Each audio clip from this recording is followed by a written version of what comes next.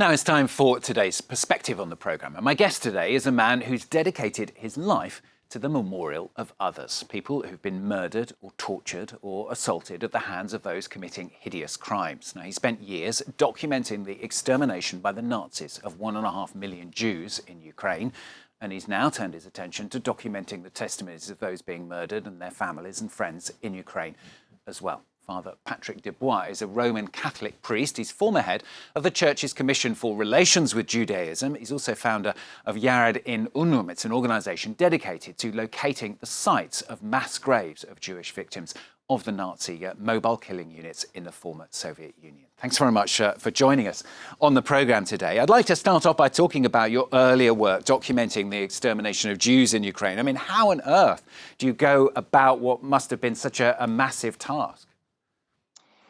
You know, we work on that field since 20 years. This shooting took place from Lithuania to Azerbaijan, included Russian territory. And we have filmed 8,000 non-Jews present at the killings. The killings of the Jews and the Roma were public. Everybody wanted to watch. It's why we know now each village, I would say each smallest hamlet, because the German never left a hamlet without coming to shoot. And how many people did you talk to as part of that? We have filmed more than 8,000, majority in Ukraine, in Poland, and in Russia. And why did you feel, and why did the church feel as well, it was so important to do that? It was a family story first because my grandpa's been deported there. But secondly, they have shot 2 million Jews, more than 2 million Jews, and nobody cares. And if it was nothing to kill 2 million Jews, what is it to kill one Jew?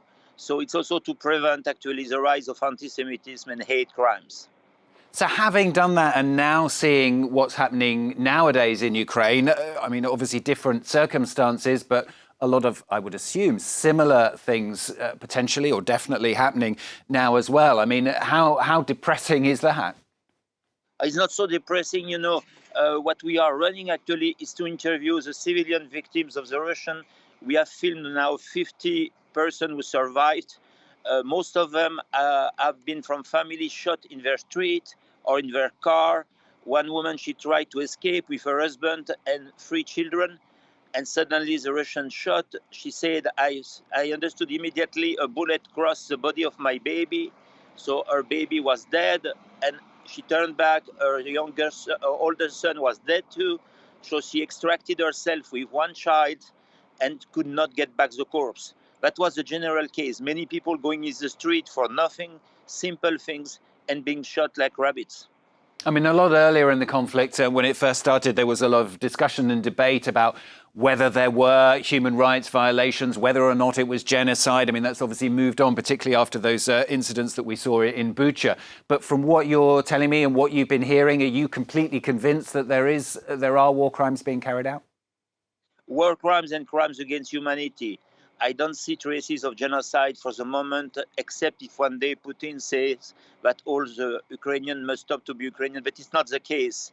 And there are many Bucha. Bucha is only the drop of the iceberg. There are many villages who have been in the same situation, but the media didn't come because sometimes it's dangerous. We have also witnesses from Mariupol who began to see the digging of the mass grave and could escape. So you still feel that using the word genocide is going too far? Yeah, for me, it's going too far. And I think crimes against humanity is already something. It's better to wait. We have no evidence it's a genocide for the moment.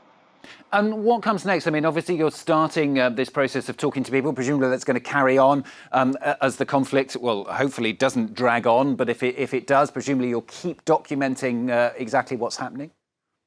Yeah, I think the challenge is to document who did what. Which unit was on the ground on that day? Because for justice, you know, to target Putin is useless. He's a billionaire, he doesn't care. But to target the people who are shooting and to let them know, you are under our watch. You are under our watch when you rape girls, when you rape men, where you steal the belonging of apartments, when you shoot to innocent civilians in the street, when you make starving, you are under our watch. And so to give a message, I would say, to Russian militaries at the basic level, don't think nobody looks at you. And can that really come down to the individual targeting of individual soldiers? And you mentioned which regiment might have been in a specific area, but it's presumably almost impossible to identify the exact person who carried it out and then presumably to bring them to justice even harder. It's exactly true what you say. It's why the challenge also we are pursuing actually is to connect at the minimum the dead with the unit of the shooters, because most of these units were very proud, took pictures of themselves in Facebook, on their social media. So at least we can work on that direction. And some of them, if we confront two faces, could recognize one guy. Imagine the girl who has been raped. Of course, she can recognize the guys. And how far can you go at the moment? And presumably you can't push all the way into the very eastern part of Ukraine as it is. For the moment, it works pretty well, I would say, except the cities like Mariupol, because they cut the electricity, so there is no social media. But immediately when a small group escape through internet, through Zoom, we can reach the people. What is very striking for me is that everybody is a fighter, everybody is a partisan, everybody is strong. I investigated in other countries, it was not at all the same. I was very, very impressed that even the people in the worst situation say, we are Ukrainian, we will save our country. And what do you hope to do with the evidence once you've collected it all? I mean, presumably you don't really have any specific authority. No, we will be one piece on the puzzle.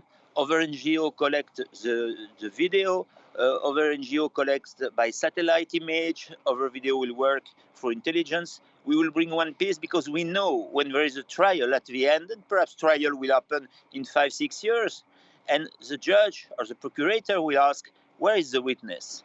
That's our place. And finally, I mean, you mentioned earlier on the family connection with your initial research into Nazis against the Jews. But where does this come from you? Where do you get this passion to continue and carry on this work? You know, my grandpa was deported in Ukraine in a camp with French and Belgium with 25,000 French. He grew me and he always told me outside my camp was worse than a camp. And one day I went to that village called Ravaruska, and I discovered that in that village, the Germans shot 15,000 Jews. It was the beginning, and that the farmers wanted to speak. I think the good skill is the Ukrainian population, old people, young people, they accept to speak, they stay strong. It's why we could film so many mass witnesses of killing, interview them, rebuild the crime, locate the mass grave, make ballistic investigation to make corroborative evidence with archives also. Really interesting to talk to you on the programme today. Thank you ever so much for joining us. Father Patrick Desbois there of the Roman Catholic Church there joining us. Thanks very much. Very interesting to hear your story and the testimonies around it. Thanks.